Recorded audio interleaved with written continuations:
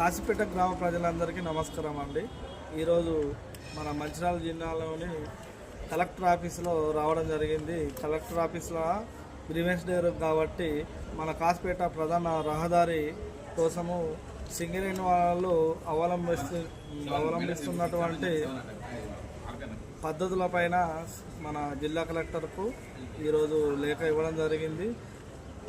Kasipet main road గుంతలు గారులు కాశీపేట రోడ్డుని only patch work చేస్తాం అనడంతో మేము ఈరోజు కలెక్టర్ ఆఫీస్కి రావడం జరిగింది. కలెక్టర్కు లెటర్ పెట్టడం జరిగింది. మేము డిప్యూటీ కలెక్టర్ గారు కూడా చెప్పడం జరిగింది.